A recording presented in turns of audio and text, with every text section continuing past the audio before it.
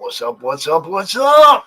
We're back again, the Madness Comic Network, with an after hours version of the Monday Madness. We have a special guest, couldn't be out early, but we told him we take care of our people. You know what's up. And right. In the same way we take care of our people, we also make sure they know what we got going on the side, and Liberty Entertainment Distribution is one of those things. Check this out. Hey, it's Belle from Liberty Entertainment Distribution. We've got quality indie comics in hand ready to ship to you now. Yes, really. And it gets better. At Liberty, publishers set their own wholesale pricing, and we don't take any fees, so don't wait. Call or visit me today at ledg.us or call 1-800-525-2091. All right, how you doing? We're out here tonight with Mr. Joe Ball. What's happening, sir?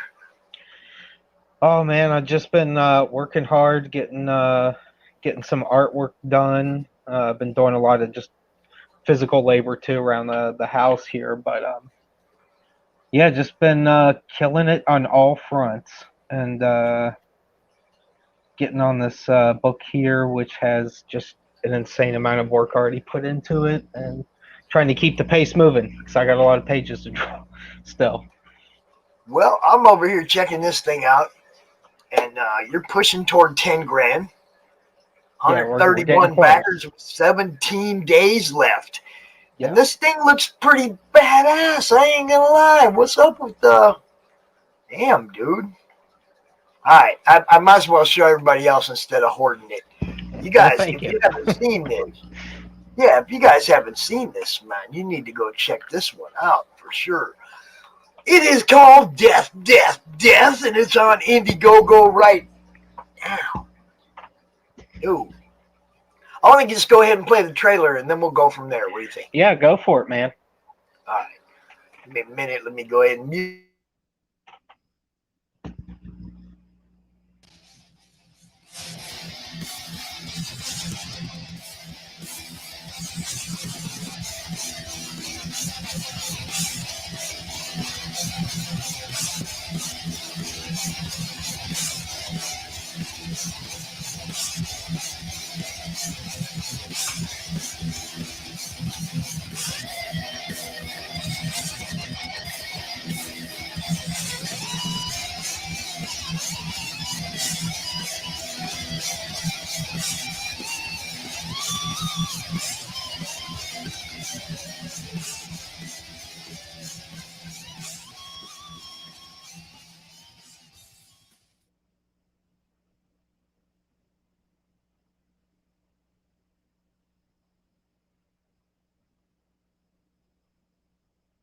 I think you're still on mute. There we go. Yeah, do I need to put up a seizure disclaimer for that one?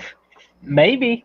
I mean, yeah, it was meant to be a barrage on the senses, so it's not so much something I'm going, hey there, dude. Hey there, Shane. I see you in the chat. It's not even so much like I was doing it to be like, here's what the comic book's about. It's like, here's something to just suck you into following, looking down the page the rest of the way.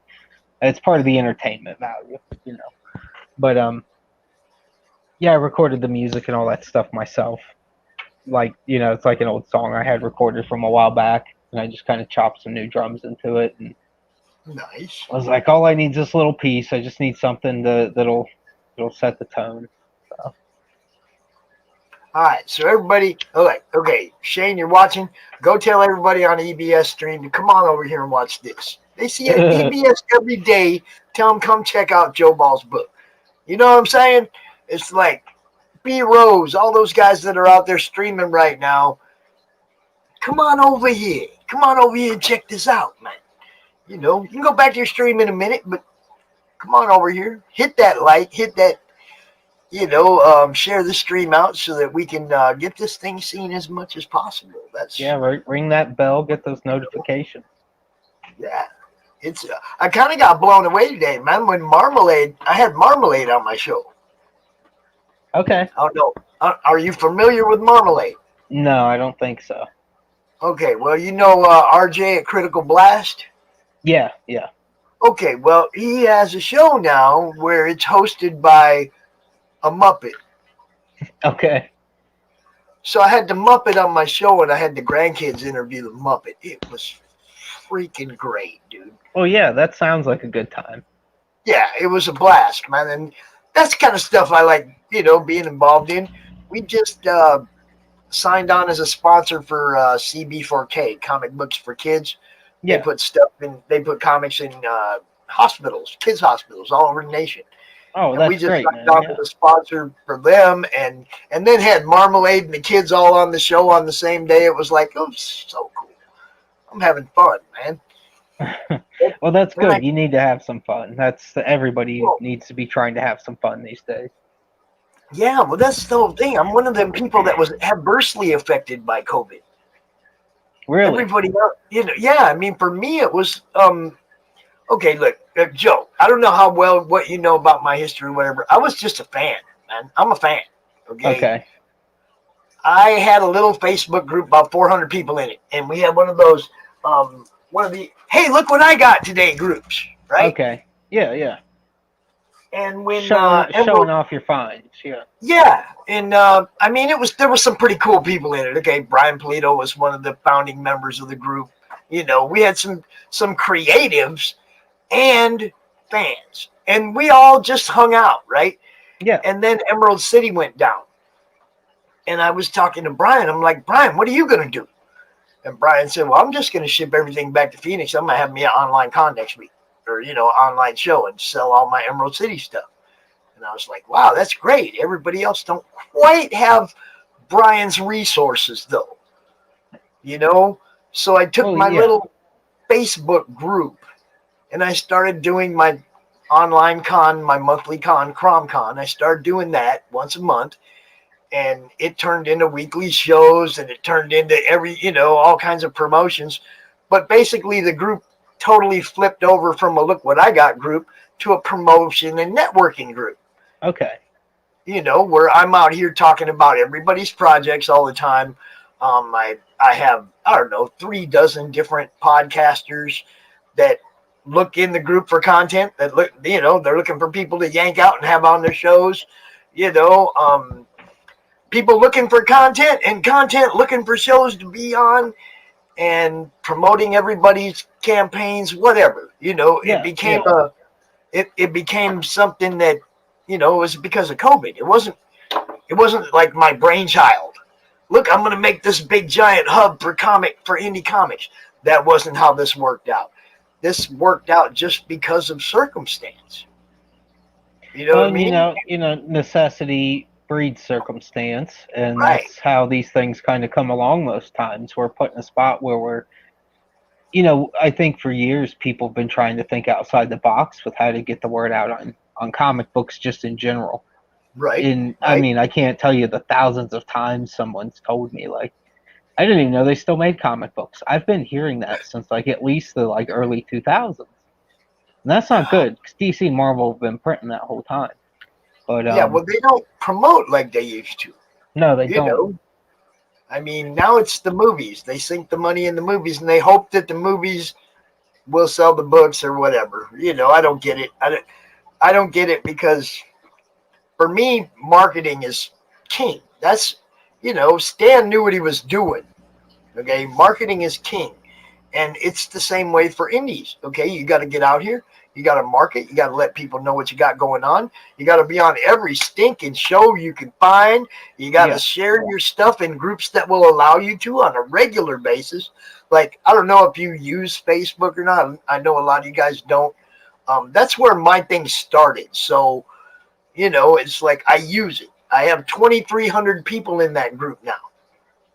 Yeah, That that's that pretty good. you know, it's been what, 19 months since our first CromCon. We had 400 people then. We got 2,300 people now. Now I'm on YouTube. Now I'm on Twitter. I wasn't doing any of that. It all started in the group, you know. So Facebook is kind of like where my base is, and I know a lot of you guys are all on Twitter. You don't use Facebook, but I do encourage you to come down to the comic related madness once or twice a day and drop the link to your campaign. I do got people looking. That's all I can tell you. And then, once I see, if I get up in the morning, I go in my group. I don't go mess around on Facebook. I go in my group. I see the content that people shared yesterday, overnight, whatever, and then I just share it out everywhere else. You know, Yeah, well, it's man, yeah, either shoot me a link or just send me the name of it and I'll look it up. But it's I float around Facebook, like I don't use it to an extreme amount, but there's it's a that right there. Facebook groups Crow Madness all or the right, right comic on. related madness. That's the Yeah, group, and that's where it all began. That's all this. I didn't have none of the shows, none of that. I didn't have a YouTube channel, didn't have Twitter, nothing. Just that one little group, but it blew up, and now yeah, I'm trying to put myself out there where I can get as many eyes on what you guys do as I possibly can. And people like Rich Saylor always popping in the chat, always paying attention to what we got going on, sharing it out. We appreciate these guys, man. They're the yes, ones that, they're the ones that help us make it happen. You know, I wouldn't have a show if people didn't watch.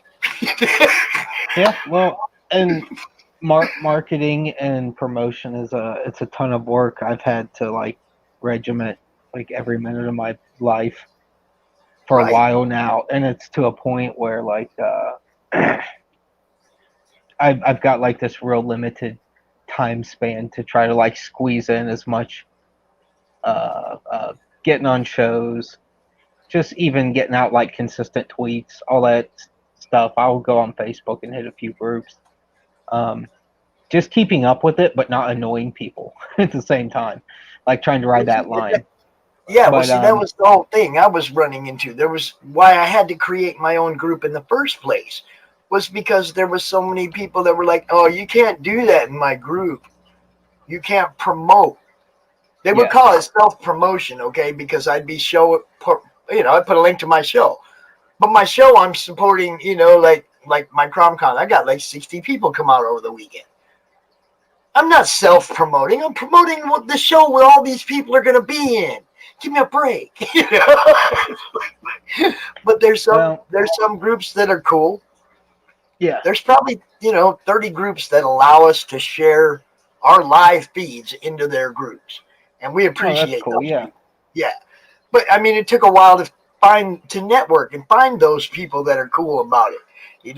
Every now and then you'll get that message, "Hey man, quit spamming my group." And it's like, no, you don't understand. It's CromCon weekend. There's going to be 6 different live feeds. Friday night, 2 on Saturday, 2 on Sunday, and then Monday night. Yeah, I'm not spamming your group with the same thing over and over. These are all different creators the whole weekend. Some people get it, some people don't. You just do what you can. You know, um, I have fun though. I've had a blast doing this. And then when I branched out to Twitter and I encountered the CG family, which completely blew me away from what I, of course, was told. Everybody's yeah, told, yeah. oh, stay away from those guys. They're blah, blah, blah, and blah, blah, blah. And eventually, after about a year of doing this promotion thing and riding the fence, not being, not saying a whole lot either way. And then one day it was like, you know what? I think I'm CG. you know? Well, it's basically it's one of those things where the only thing that can really gatekeep you is the customers. So Right, right. And that's you can't so really argue with that. it was funny though, because I'm not a creator. Okay, I'm a promoter. Yeah, Okay, there's no other word for what I do. I promote, but I promote everybody. Okay, unless they're an asshole to me personally, but I promote everybody. Right? yeah, I'm cool. I don't care. I like to see comics. I want to make sure everybody has a chance to succeed in what they've chosen as their passion project. The perfect guy to pop in at that time. You know, but what you guys do is important to me because obviously you guys have given people like you have given me a lifetime of entertainment. I'm just trying to give a little something back and give you a platform, especially after, like I said, COVID shut everything down. yeah. No cons, no nothing. It's like, yo, y'all come on over here. Show me what you got going on. I'll show as many people as I can. And that's how this thing took off. Now, we get to the point now it's 2 years later, or almost 2 years later. But when I decided to, when I realized that I kind of aligned with CG ideals, and came out and said, "Hey, I'm just letting everybody know I'm CG," and everybody went, yeah, pops, we know. That was, that was the response I got. It was like, yeah, we know. It was like everybody already knew that's who I am, and I don't, Well, I it believe in good comics. I believe in good, um, having fun. I want it to be yeah. fun for everybody. And when people Uh, start to, trying to pigeonhole people, and preach at people and all that, it ain't fun anymore. We all dealt with that when we were kids with our parents, being told how to act and how to think and all that. And then you grow up and you get to do stuff on your own. exactly. You can enjoy and entertain yourself with pretty much whatever you please. Yeah, and art and all this stories, all this is subjective. And somewhere down the line, some art people decided to start subjecting others to their "this is the only way to do it" type stuff. And it's like, what Yeah. happened to art is subjective? How did it become objective? How did it become you're supposed to be like this? That's not art. Art is supposed to be outside the box. It's supposed to be as far outrageous and as crazy as you can get while still being understandable or interpretable. You Yeah. know, it, I don't get it where people want to try and lock everybody into certain belief systems, whatever it is. I don't get that. That's not art. That's not what art is supposed to be. Oh, people just get into locked in and zoned in on things, and especially when it's like a habit that's taking off, whether it be in the actual artwork or if it's certain types of storytelling or certain types of humor. So it's just one of those things we're probably always going to put up with for life. Yeah. Like it's never going to go away because no matter what time period you go in, you can find pretty much groups of people that are borderline hysterical at some point. So Yeah, well, I yeah, mean, it's but it's it's a human trait for us, yeah, for everybody to, I just don't get the whole witch hunt thing. I thought we should learn a little bit from history, y'all. It's like there's always going to be people that are different. They have a different outlook than you. That doesn't mean they're wrong. You know, well, you got to think about it like this. We've already had a whole generation of people born that have known nothing but government overreach for right, like the last right. 20 years, just in general, and they don't. It's Yeah, not overreach to them. it's It's just, normal to them. Yeah. yeah, it's they've never known anything different yet. If you were born after 9/11, you basically know one thing in this world, and then it's authority figures telling you to do bullshit things. So, and you So just that's trying to get by with it, and they wonder right. why probably some of the older folks or the adults in the room are get so uptight over stuff. It's like because we're just sick of it. We know we came from a time where we know how it used to be. We know when entertainment was fun. We know when people were more relaxed, when everything wasn't based off of what's going on today, whatever flavor of the day news thing is. And I I'm not think we're sure. starting to get away from that though. Like it's in little baby steps, but you can see in a lot of pop culture at least that there is a shifting with people in all varieties of area, whether it be Oh like yeah. sports pop culture or the sports world or wrestling or comic books. Like all these things are starting to go another direction where instead of it's Instead of one big embracing the conglomerate. sun, It's all these indies kind of getting together. It's yeah, very interesting because you're seeing yeah, it. This is how the '90s went. You saw this boom in every country that was kind of westernized or like Japan. We all had these weird creative booms yeah. simultaneously.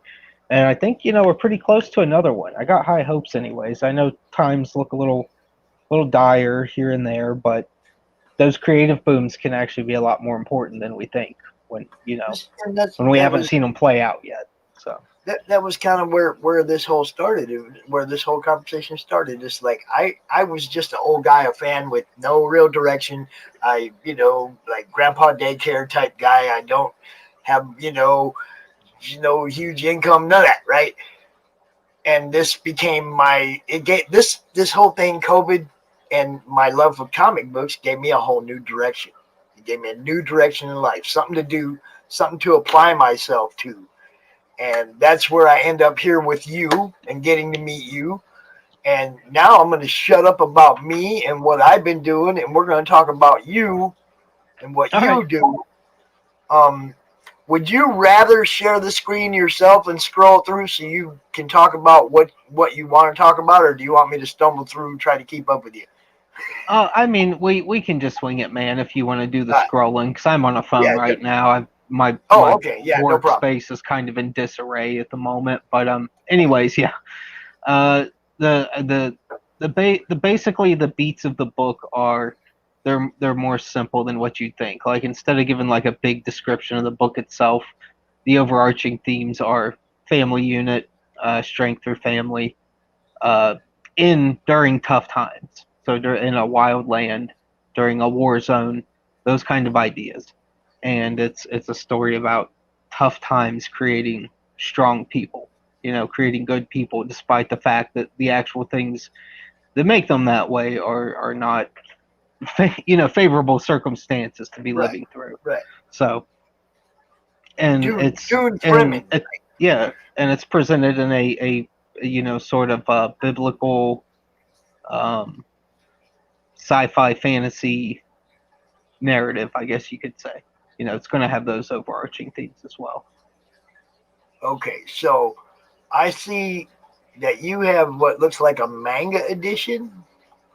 Yeah, we'll have a manga edition, which will be grayscale with a color cover. It'll be 5 by 7.5, so manga sized. It'll fit right with your other manga on the shelf. It'll scale correctly.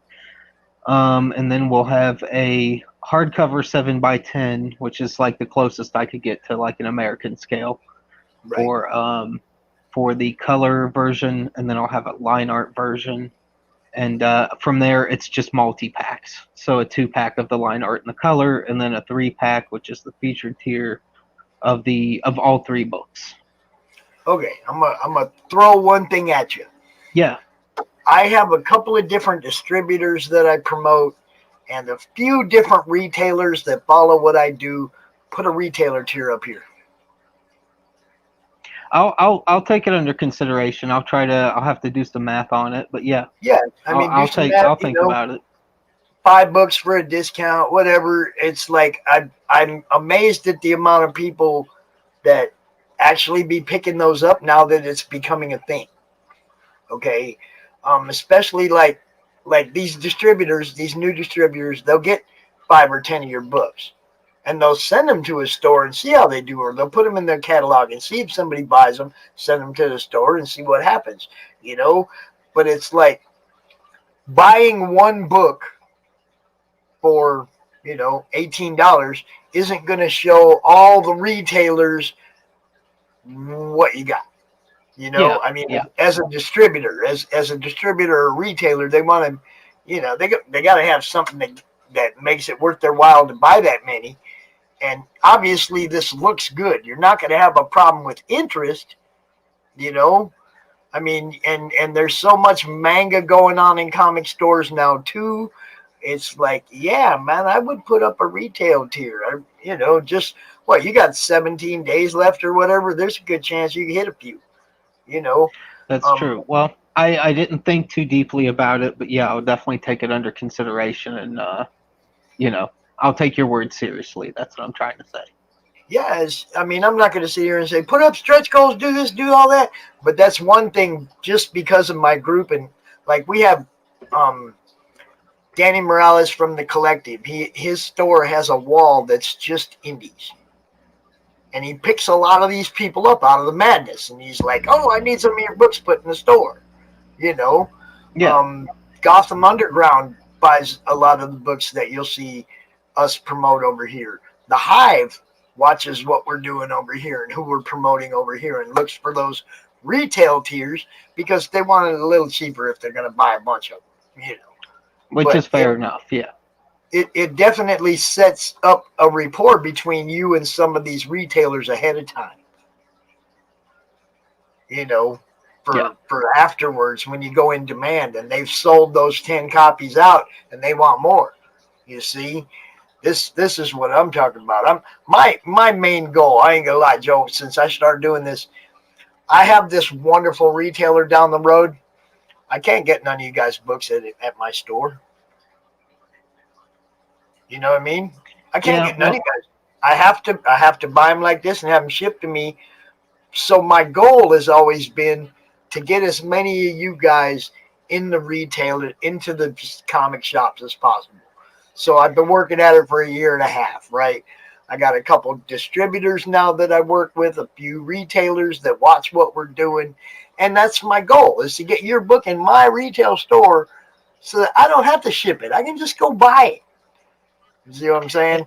yeah, and I think everybody appreciates that. I think, 'cause, I owned two comic book shops at one point, with my business partner Shane Mess, and Now, see, I one know thing, Shane. Shane's been following us for a little while. I think he knows yeah, what we do. but it was one of those things where I think like between trying to do it as retail and having so much frustrations with the mainstream and stuff like that and diamond distributors that like after a while it's nothing against good retailers and good businessmen, but you do get to this weird point where you get tired of trying to think about retail. And Right. I think a lot of people have kind of just moved past it and forgotten about it, and it's getting to be more of a novelty.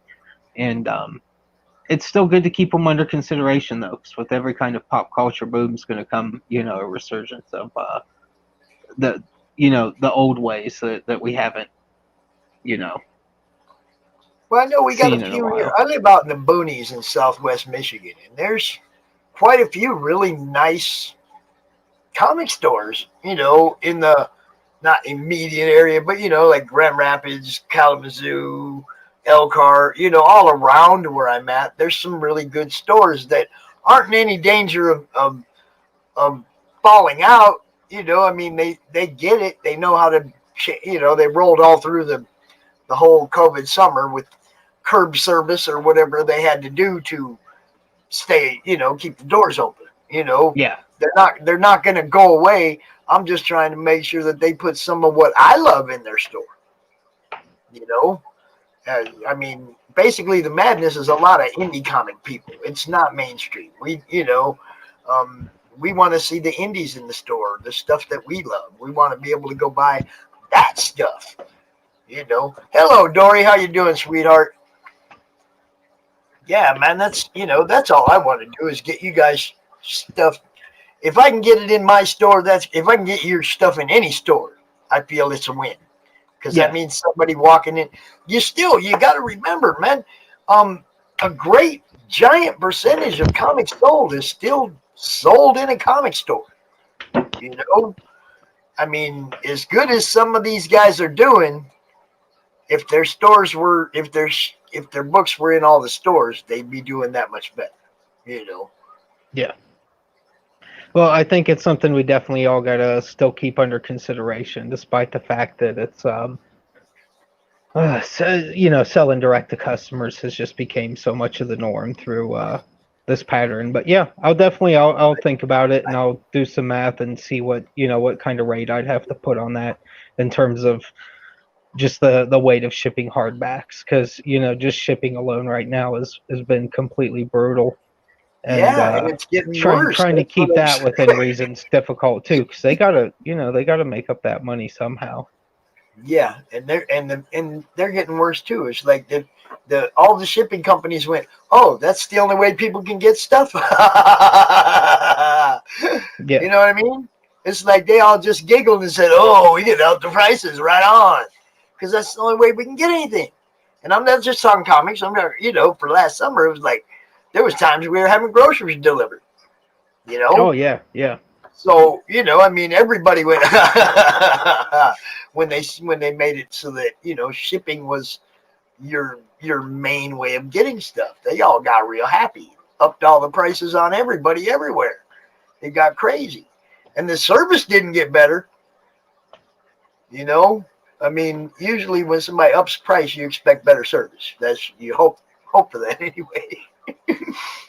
But yeah, I mean that's why we talk. You know, we got people like RJ. He's working trying to help lower the shipping costs overseas, and you know, a lot of us working together to try and make a better indie. You know, and I don't like to call it the community. I like to call it my family because the people in my group are people that, you know, really care about what we're doing and they support everybody and it's a blast.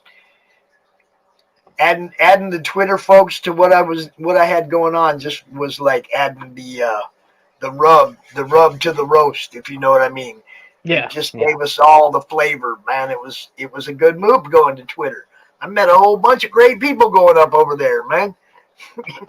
Well, so, Twitter's like anything else. It's about what you make of it. Yeah, there can be some frustrating things on it, but you filter what you expose yourself to, and But yeah, it, then it it's was not a so learning bad. curve. Yeah, It was a learning curve for sure, you know. But for the most part, I mean, I'm having fun up there. I've met a lot of people. That's how I met you. You know, yeah, that's how I met a whole bunch of these people that come out and watch what I'm doing. You know, I've introduced a lot of them to come on back to Facebook and join the madness. You know, because they can go there and they're not going to get no shit. You know what I mean? There yeah, just ain't none of that there. Everybody just comes out, shows what they got going on, and on to the next day, right? There isn't yeah. no who can beat who, none of that crap, man. None of it. It's just promotion and networking, and some great collaborations have come out of it. You know, that's the part I like the most. When I see one of my friends that met somebody else on one of my shows, and then a couple weeks later they have a print between their two campaigns or something, I'm just like, that's the kind of stuff I love, man. You know, just helping everybody network and be and get seen as much as possible. Oh yeah, and that's something we all have to maintain and do if we want to keep these books forging ahead. I've had to limit most of mine to like 2 or 3 shows a week right now, and You I've do done all four this here and there. yourself? But yeah, well, pretty much. I don't want to exaggerate. Yeah, what you're seeing here, I've all done myself, but I'm gonna take out like a flatter at some point to start doing my color flats and just to speed things up. And I do get some help from Steve Dye on some editing and on some of the lettering. And I may have him do some more lettering here too once I got some money to pay him with. So Yeah, I'm just looking at this and I'm like, this is amazing, man. And then I looked up there and it said, all interior and splash art, line, color, writing, letters by Joseph Ball. And I was like, oh, well, okay, and some Steve died, but damn, you did this? You know? yeah. Well, I mean, I've it's something I've been working on for years now. I've mostly just been doing paid work for other people. So I've done a ton of CG work, but I haven't got to bring my book to the market yet. And it's something that like a lot of guys, like old CG guys that have known me for the past like 4 years, they Right. know this is something I've been talking about to them for literally like 4 years now. They've been hearing about this, and they're everyone wanted me to just get the move on with it and launch it. And once I got enough work under my belt and I felt kind of comfortable, like, okay, I'm in the middle, I'm like halfway. So if I give myself a good long, fulfillment date just to play it safe, I should be able to get the rest of this bashed out in that time because it's a 300-page book. It's a massive book. Wow. Um, so I 300 pages. yeah, so I that's why I've got the luxury of I've had a head start for quite a while now. But I've had to go back and do a few little fixes and tweaks, nothing major, because like most of the artwork, I can live with some of the things that didn't don't look as good to me now as it did then. But it's partially out of necessity too. I just can't go back and fix and change and tweak every little thing that might Right. stick out. So there's some spots I would love to be a little different or at this point because some of those pages are just years old. But I'm like, you know what? I got to keep this moving. Like the key is keeping work going at a steady pace, so I can Is render that, is that a a lot of little color tribute to pages quick. Yeah. is that a little tribute to D-Wag right there at the top of the Well, too, I draw the lettering out on paper first. Like I'll play with the sound effects and the lettering, and then I'll scan that and go into Photoshop. And because it's kind of it's lettering that's like the stuff I draw, like the aesthetic crossovers there, it blends right in pretty well. So I Yeah, can well, I can Photoshop that stuff in, you and just made a fan out of Glenn B. Fleming, because he's always talking about how come nobody ever draws their own letters anymore, their own sound effects. Everybody just uses Photoshop. well, yeah, That kind of it's stuff, he does that kind of stuff himself. He draws in, the sound effects, stuff like that. He's gonna appreciate this a lot.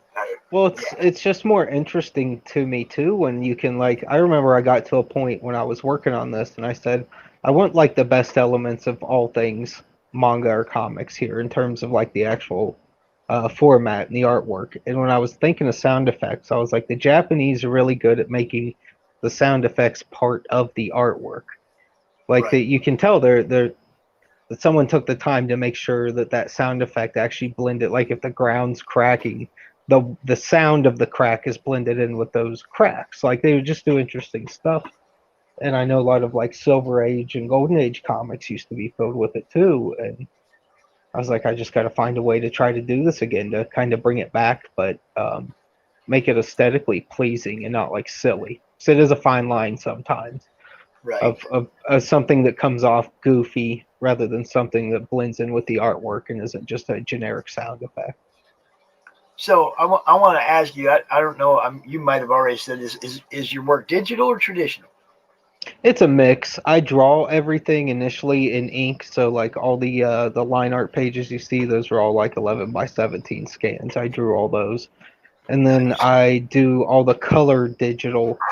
Um, and I draw out all the sound effects and the lettering, and then I drop those in digitally after the fact so that I can tweak them and manipulate them a little bit Right. if need be.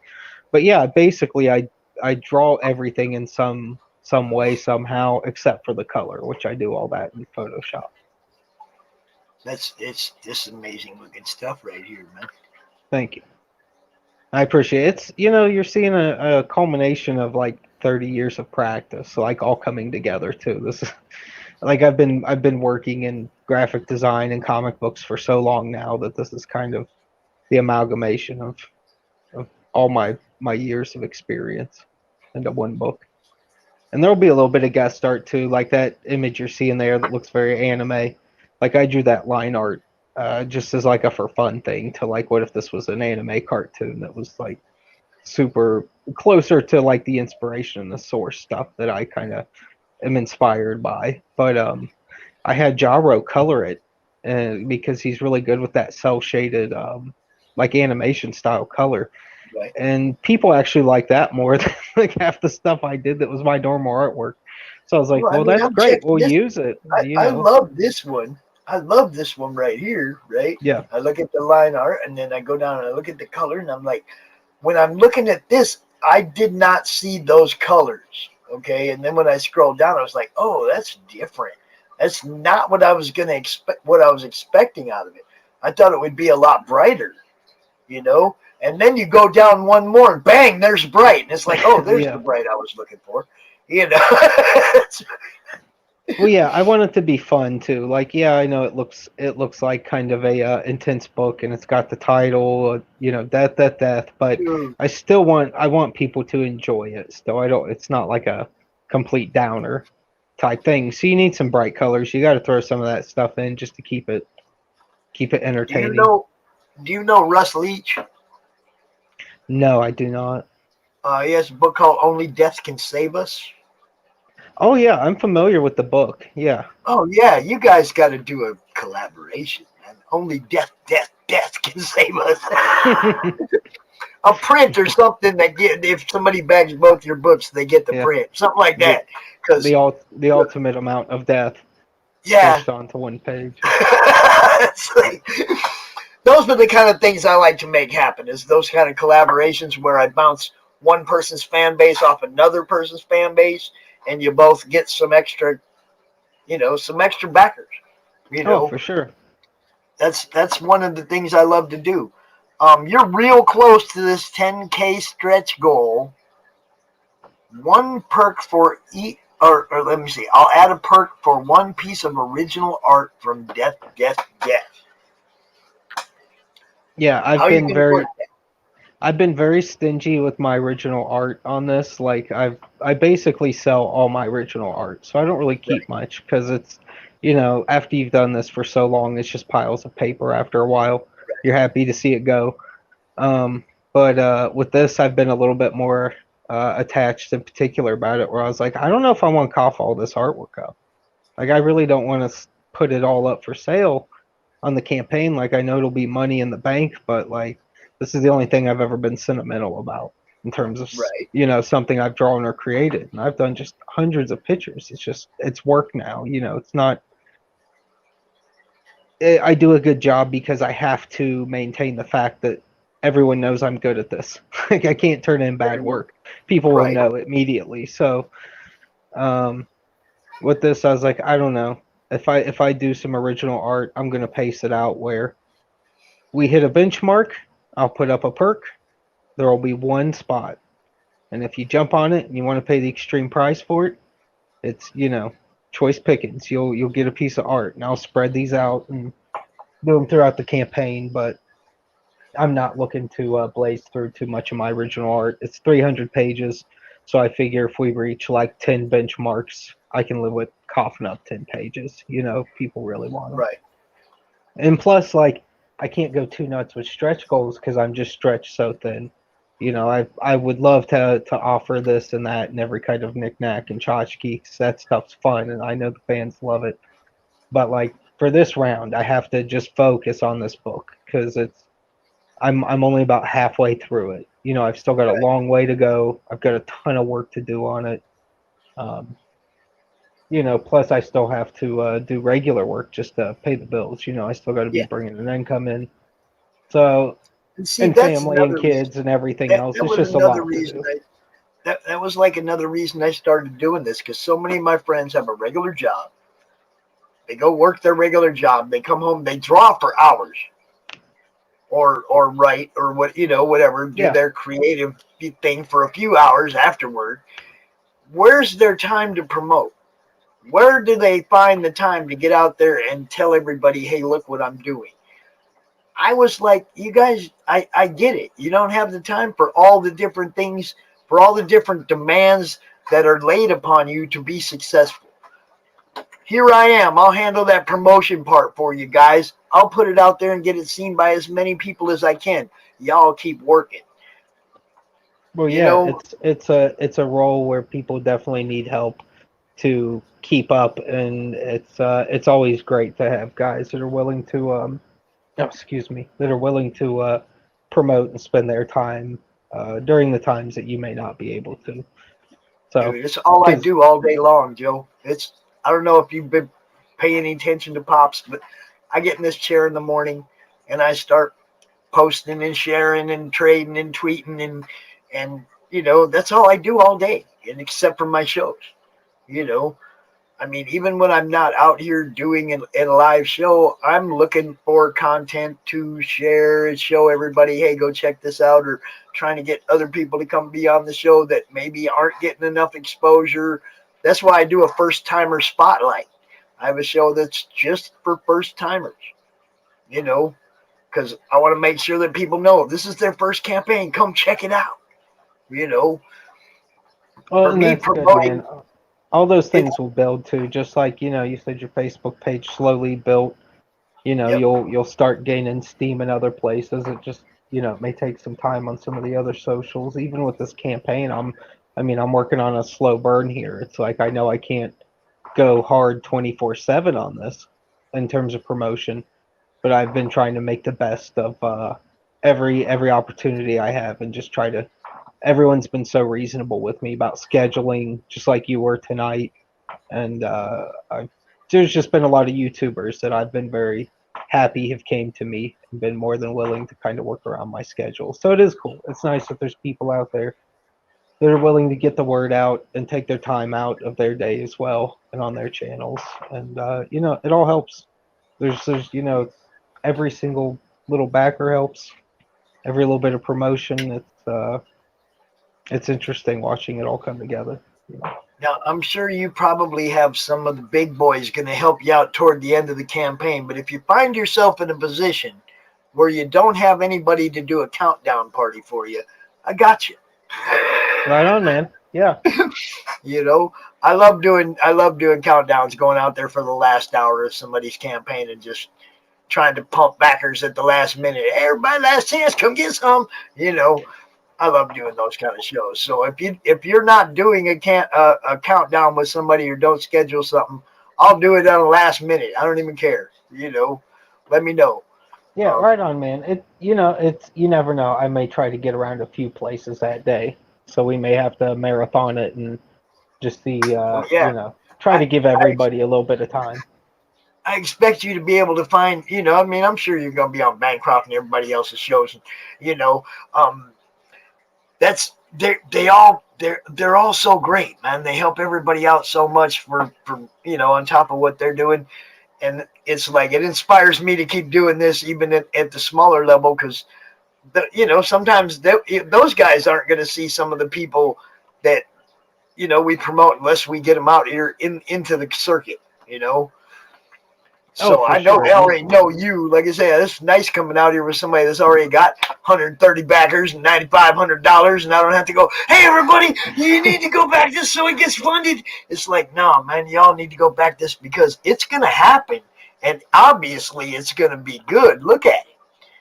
Look at Well, it. yeah, thank you very much, man. I appreciate that.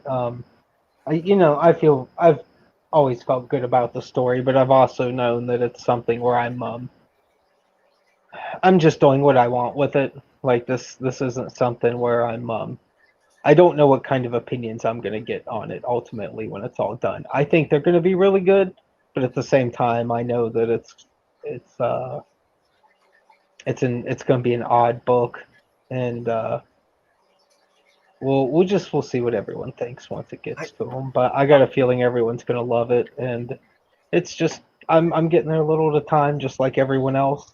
And there are guys that probably could use a helping hand, and we all try to help each other. But you know this. Everyone's time spread thin, so they're all trying to help each other in little ways, and it's that helps too, even if it doesn't seem like it in the moment. well, I'll tell you right now, that piece right there is just freaking amazing. Well, thank you. In a this is basically like there's the biblical flood is shortly before the what you're seeing here, and those were some characters, the ones that are all upside down in front of the rebirth tombs. Those were some Atlanteans that God spared during the biblical flood, and He sent them to this planet, and that's one of God's giant super angels coming to have a little talk with where he placed these abominations that escaped the flood of Genesis. So, there's a lot of biblical. There's deities, there's sci-fi, there's angels, there's demons, there's technology, there's mech. It's one of those books where it's kind of the archaic and the biblical and the future all in a collision point, metaphorically. Sounds to me like it's one of them books where you went, you know what? Let's put a little bit of something of everything in there so everybody likes it. Well, it progresses too. It starts off wild, very much in nature, and Right? then you get a conversion to something in between where it's not really technologically advanced, but you can tell there's something there. It's kind of like magic meets tech, and then eventually in the book it'll get to where things are you're in an environment that's dominated by tech. So everything has a reason. It's not like it's some instant changes, but the environments where the core of the story take place kind of run those themes, where it starts all very tribal and very much just monsters running through nature fighting savagely to where eventually you're going to get to a far more um, technical based warfare where it's guns and laser cannons and giant caliber Evolution. bullets. It'll go through those phases, and it's out of necessity too, though. It's just like part of the story where it has to go. It's a story of circumstance of when the family unit being stuck in the middle of all these weird things happening and colliding at once. And they have to do what they have to do as well. So it'll. Well, I think you sold me, brother. I'm gonna be jumping on this before them 17 days are up one way or another. Well, thank you. Yeah, this just for that right there. I want just for that piece right there. No, I like the way you just broke that down. Okay, that kind of sold me on it. Where you told me how many different genres this is going to cross over in, or blend through, and it's like, dude, I love a thinking man. I love a thinking man's writer. Okay, somebody that makes you think. And from everything you've said, this is going to be that kind of book, and that's my kind of book. So, I'm a story guy. As awesome as this art is, I'm a story guy. Yeah. And you didn't really sell me until you broke that whole bridge through evolution down for me right there. Now you kind of sold me. So, um, yeah, I think your art sells itself. I know you said you were kind of bare bones on the pitch aspect of it, but that was a really great way to break down what your book's about. You might want to go back and look at that and tweak that into an elevator pitch. Yeah, yeah. Well, I've been trying to kind of meet in the middle on it. It's dependent on who I've been talking to as well. Some shows I went on, the host will want something more like what are the beats, and then I've talked to other guys that actually, they want to know like literally what is this about? Like who is Yeah, that? You know what I yeah. mean? So it's interesting watching. Everyone's kind of approach is one or the other. It's not really a gray area. It's pretty I think black and some white. people have kind of forgotten about that. Spoilers. Some people ask too much. Yeah. They want to know too much. I try not to lead you. I try to let you tell me what you want to tell me, but at the same time, there's some people that go out and just give you the whole story, and it's like, okay, well, now do I need to buy it? Well, that's the thing. I try to stay vague with the big story, but I Right. know I can tell people about that first, like 20 pages. I can kind of tell details about that because that's what you're being exposed to on the campaign.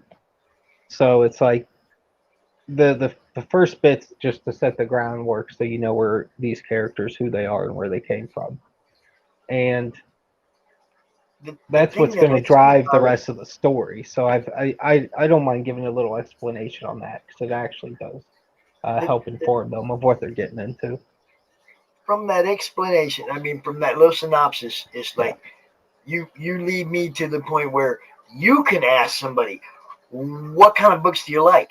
And pretty much whatever they say, you can say, yeah, there's some of that in here. Yeah, yeah. In a lot of ways, it's You know, I mean, that's a great selling point when you can cross that many genres. You ask them what they're into, and you go, oh yeah, there's some of that in here. well, and it's because it's been inspired by just tons and tons of things. I was a child born in the early '80s, so I've been inspired by virtually 30 years worth of toy lines, 30 years worth of comic books, and even older books that were made before I was born that I got after the fact. Um, Tons of manga and Japanese content, like just mountains of Japanese content. I watch Japanese wrestling. I love Japanese comics. And the weird thing is, I found out later most of the toys I grew up on that I loved were Japanese, and it all made sense. It was one of those things where I was like, of course, if I can enjoy I it, it goes. can I take a minute and sell you on a book? Oh, sure, yeah. See, you said the magic. You said a couple magic words right there. You said Japanese. Okay. I have a friend, Sonoma Publishing, William Samuel Quentin, and they have this book called 47 Furious Tales. Oh, that looks And nice. you open up this book. Okay, when they sent this book to me, Okay, I didn't order it. I had no idea about it, and a friend told William to send this to me, and this is the first thing I opened. The first page I opened. Now, if you're a Japanese fan, you know what that is, bro. That's the graveyard of the 47 Ronin, Okay. and At it's first, I was like, Seven Samurai? Like, is this oh, from a you see, Yojimbo movie? you see all the other ones in the background, Yeah, I'm all seeing the them other now. okay. Yep. Yeah, that's the graveyard of the 47 Ronin. And as soon as I seen that, I was like, oh my God, what is this? And yeah, it's squirrels and foxes chopping each other with katanas and stuff, but it's historically, it has historic, continuation and value to actual feudal Japan. It was so wonderful, dude. And I read this book and I was like, man, this is amazing. But if you like Japanese, if you like feudal Japan, all that, dude, 47 Furious Tales. You can get it on Indiegogo right now. It's in demand. Dude will ship it like the next day. As soon as he gets the orders, he packages them up. He's packaged up campaign um, orders right on my show while I was talking to him before. Had him on my show. People are ordering the book, and he's sitting there packaging them up in Gemini's and putting the labels on them and everything right there on the show. They were Oh, shipped out yeah. tomorrow. It's amazing, man. I love what's happening right now. Well, yeah, if folks want, definitely pick his book up too. And, give mine a look No, afterwards. I don't mind. I know. I want We're all people to selling look at books your here. book. He's already funded. He's already sold books. He's good. You know, we're working on. We're talking about yours right now. But when you said you like Japanese stuff, I was like, man, you need to check It's a this out. good looking book. Yeah. Yeah, there's no arguing that. Yeah, it's Oh, definitely a pretty looking book. I was pretty amazed, man. It was like the story's real good. They have a 12-story arc. 12-book story arc. They've already done number 2. They're working on number 3. Amazing story, love it. But if you're like me and you like feudal Japan, man, it's like it was just a natural. Hey, man, you want to check this out? It's cool, you know. And they're all Kubert School graduates, all the artists and everything. It's Oh like yeah, very, nice.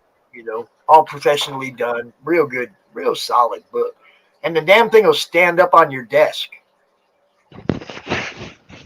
It'll Well, stand up yep. on your desk. That's how thick the cover is.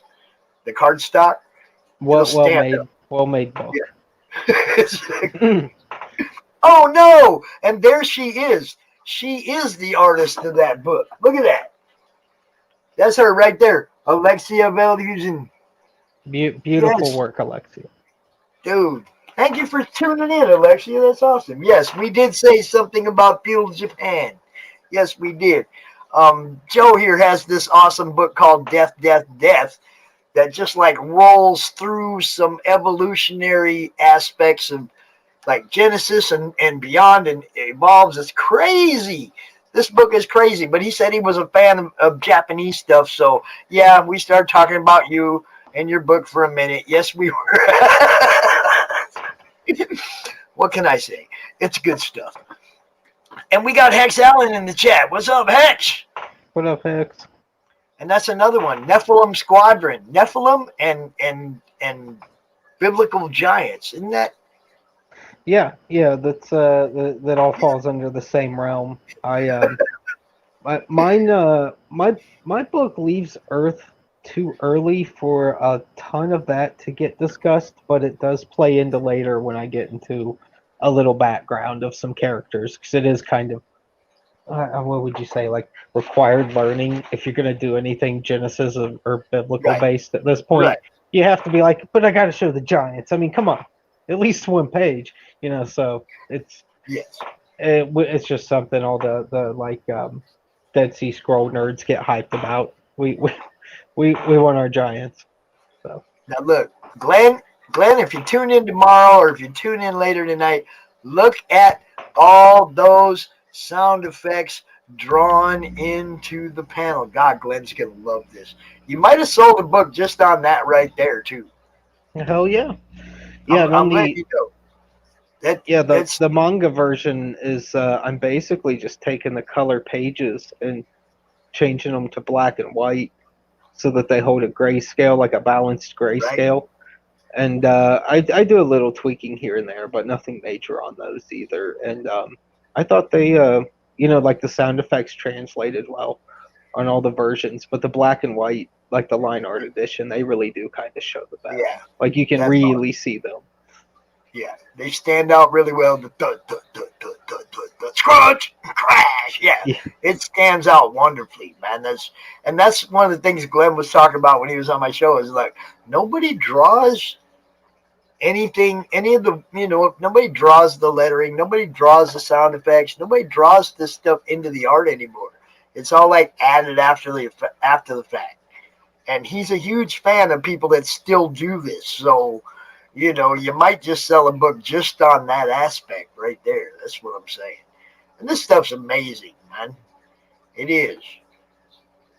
See, I saw this part before. I totally skipped over that whole page of it. You it's all know, right. Yeah, well, this you're looking at a labor of love here. It's a huge project and an incredible amount of work, but I kind of want to. It's one of those I want to do what I want to do things. And I tried out colorists and I tried out people for other spots, but I was spending a lot of money on test pages, and it just got to a point where I said I'm just going to have to do more of this myself, and maybe just pay people to do some of the side things that aren't so creatively. Like it's just hard for people to work on my work sometimes, and I know what I'm looking at, so it's a little easier for me. But I can't imagine you sending me that, being a colorist or anything, and you sending me that and say, "Hey, what can you do with this?" I'd be like, it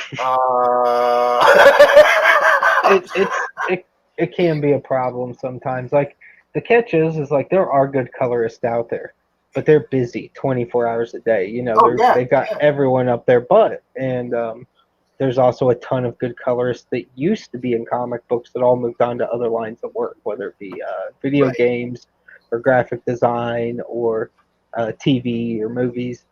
So some guys have just moved on to greener pastures, and it's just slim pickings now. There are tons of great colorists, but you've got to find a spot where they're not busy. You know. Oh yeah, Alexia. I always pay for test pages. I won't ask, even if I don't know what I'm gonna get. I'm not gonna go to anyone and ask them to work for free. It's just right." I won't ask at all before I'll do that. So And see, that's the same as the guy that Alexia works for over there at Sinopa Publishing. He pays his artists very well, and he gets it. He's not going to have you do work that you're not going to get, some kind of compensation for. No matter who you are, if you're doing something for him, he's going to take care of you. And that's one of the reasons I love Old William. well, me and Shane Mess, we put together King Toad Studios a few years, about a year and a half ago, somewhere in that realm, probably closer to a year. And we immediately just went out and kind of each took the reins on our own little project within the company. And we've been employing guys ever since. The company, some of Shane Mess's guys, they've been employed for at least through a book or two now, and we've had the same colorist and the same penciler, maybe a few extra artists for like prints and stuff like that. But we're starting small, but we're building up to a point where we're being able to keep a few people consistently working, and they're making good, by good money I wouldn't mind making. You know what I mean? It's not bad, and I remember the days of the late '90s and the early 2000s where if someone was offering you like $50 a page, that was like a big deal. Like that's how bad it had got for a while. That like Yeah, getting 50 or 60 a page for penciling and inking was looked at as, oh, this is a pretty nice gig. Get this for 24 or 48 pages. But these days, we're in this weird age where there is the ability to get around, network, make some money, is keep a little bit, turn most of it around though, and start getting the next project going. And the only luxury we have with death is there's barely any overhead on it because I am the labor right. on it. We don't. I'm not like Well, your time ain't free though, bro. Yeah, exactly. Yeah. I'm not getting brutalized on labor costs on this, but we do definitely spend a lot on labor on our other projects because Right. obviously I can't draw every single book. And there's other guys out there that need their work seen. You know, we need to get them keep them working too. Well, I want to let you know since I've been sitting here talking to you, I've actually come up with a new way to help people out or a new possibility for a show or something. But um, you know how everybody puts updates on their campaign? Yeah. What if I was to offer to do video updates for people? Well, I mean, I They don't come see out why not. where they come out and they do a live update and then they put the link in the update.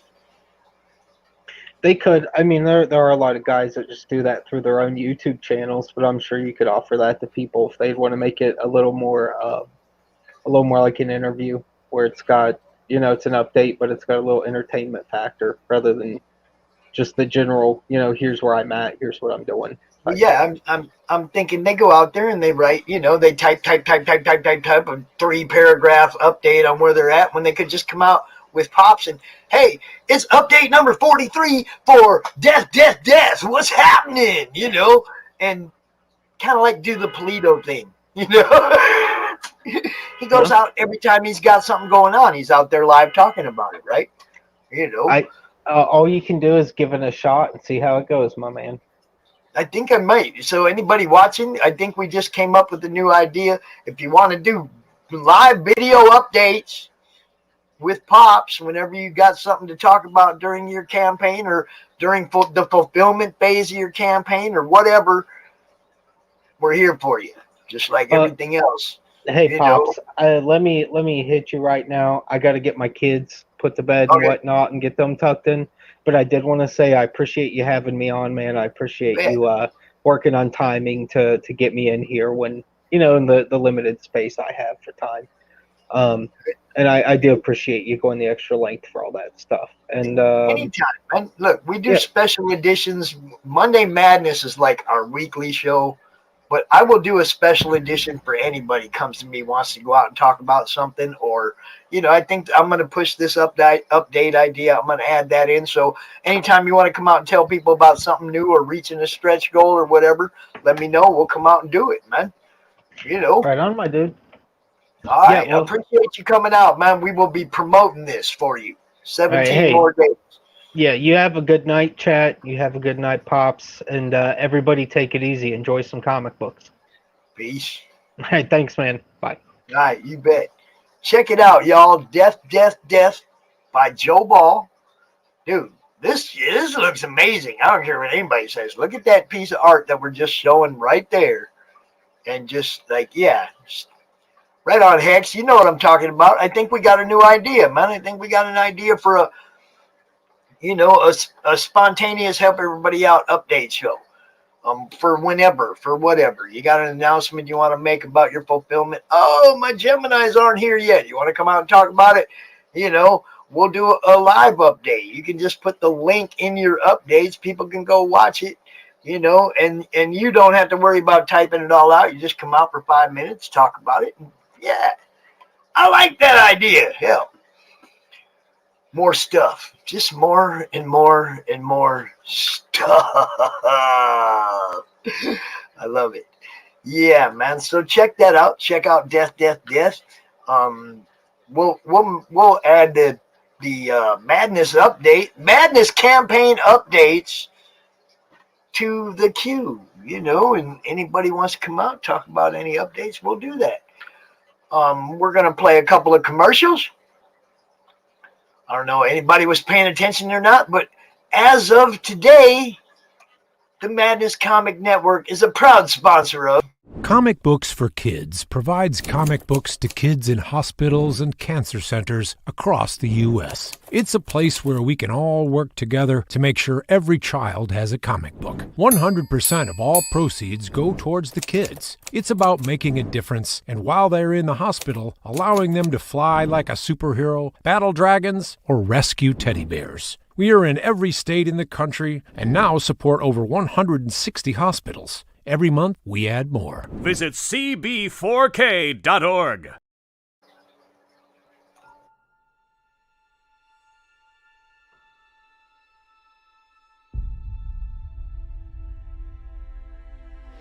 When they mined an area,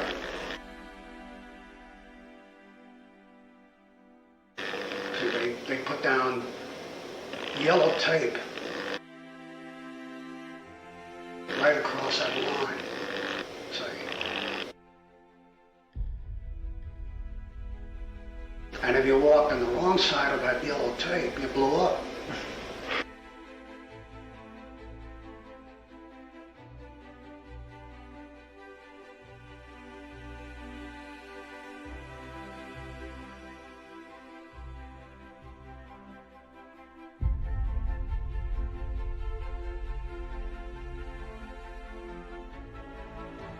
Strange Tales 136. I remember it very clearly, and that was my first exposure to Kirby.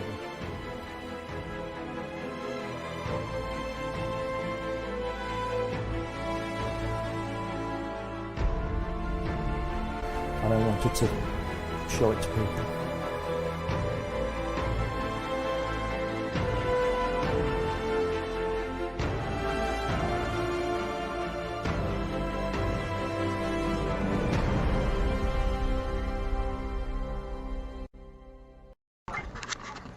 Okay, for you, Rush, 2112. Neil Peart, one of the great drummers of all time. Study up. Are we gonna be goofing off like this every day? We're not goofing off. We're creating musical fusion. Well, are we gonna be creating musical fusion every day? Yeah, get used to it. Author Cindy Kep is writing on the edge. Books include Remnant in the Stars, The Loudest Actions, Lines of Succession, Mindstorm,